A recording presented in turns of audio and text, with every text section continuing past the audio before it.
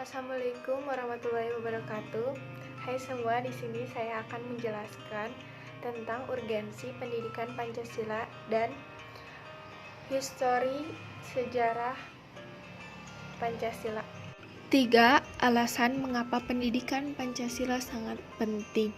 Alasan yang pertama yaitu pernyataan Presiden Soekarno. Jangan sekali-sekali melupakan sejarah, yang disingkat atau sering dikenal jas merah.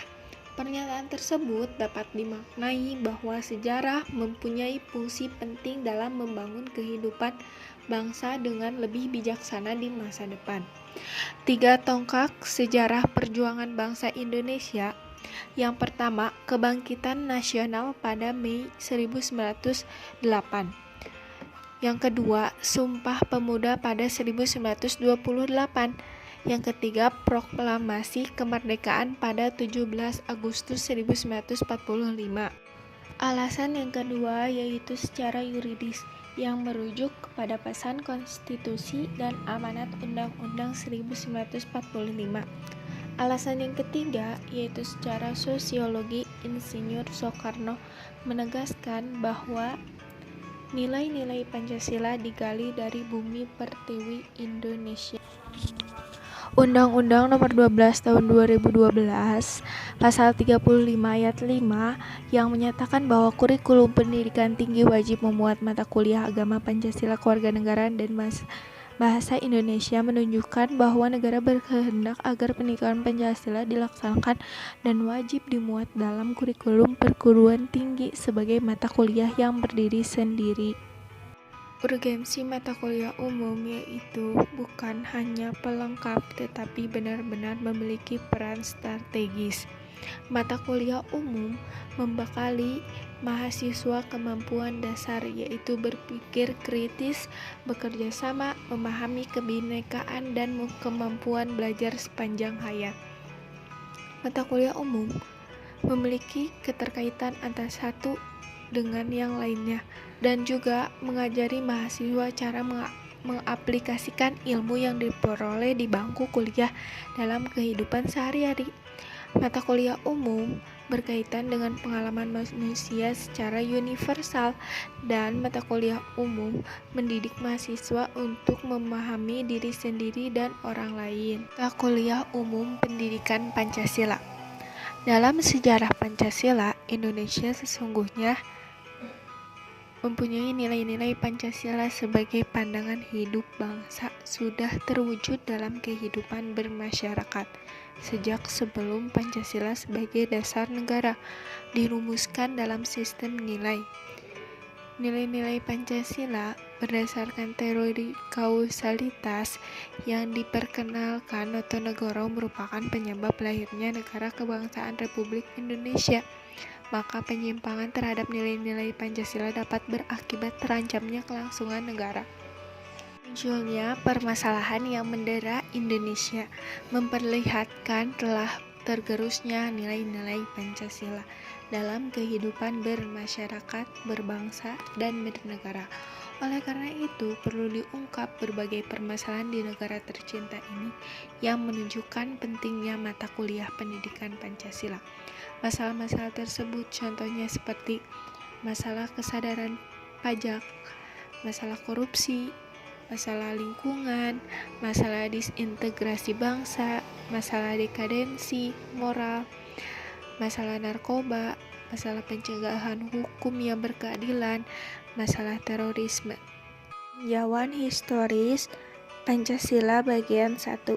Si pendidikan Pancasila yang pada intinya bahwa Pancasila yang telah dirumuskan oleh para pendiri bangsa sebagai dasar filsafat negara melalui penggalian, penyerapan, kontekstualisasi, rasionalisasi, aktualisasi.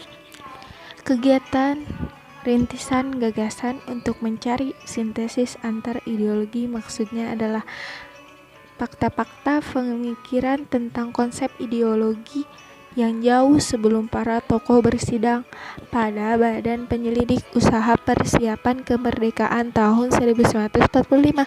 Sejak tahun 1924, Perhimpunan Indonesia di Belanda merumuskan konsep ideologi politiknya dalam 4 prinsip, yaitu persiapan nasional, non-koperasi, kemandirian, solidaritas.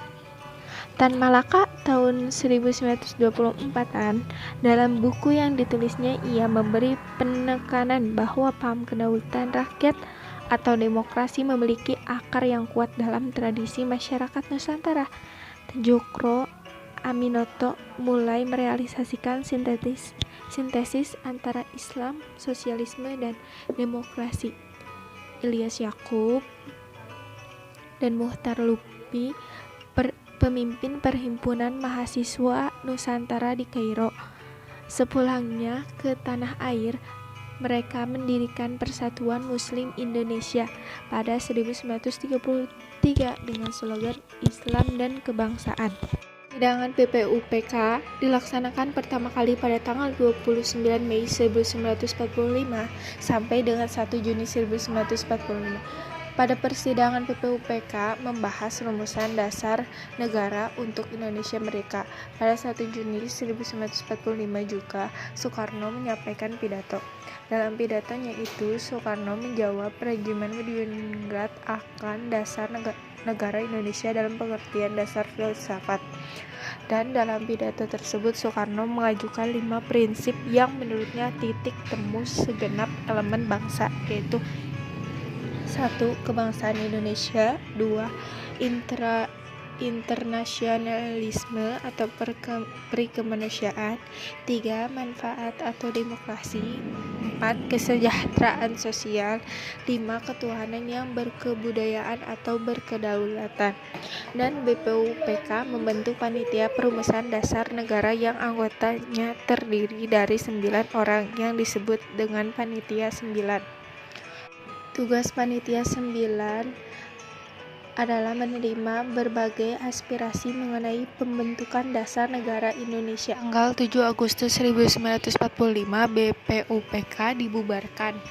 Untuk menindaklanjut hasil kerja dari BPUPK, maka Jepang membentuk panitia persiapan kemerdekaan Indonesia.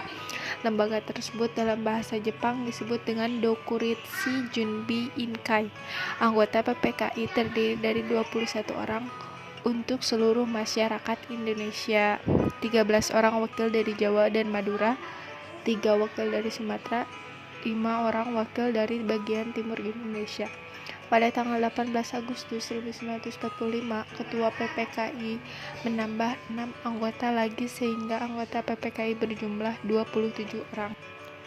Rumusan akhir yang ditetapkan tanggal 18 Agustus 1945 dari sidang pertama PPKI menghasilkan beberapa keputusan. Yang pertama, menegaskan Undang-Undang Negara Republik Indonesia dengan jalan A. Menetapkan Piagam Jakarta dengan beberapa perubahan menjadi pembukaan Undang-Undang Negara Republik Indonesia. B. Menetapkan rancangan-rancangan hukum dasar dengan beberapa perubahan menjadi Undang-Undang Negara Republik Indonesia yang kemudian dikenal sebagai Undang-Undang 1945. 2. Memilih Insinyur Soekarno sebagai Presiden dan Dr. Andes Muhammad Hatta sebagai Wakil Presiden Republik Indonesia.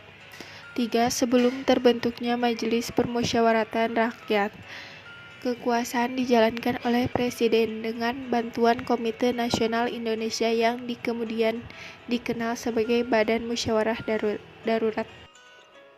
Demikianlah yang bisa saya sampaikan. Mohon maaf bila ada kesalahan kata. Wassalamualaikum warahmatullahi wabarakatuh.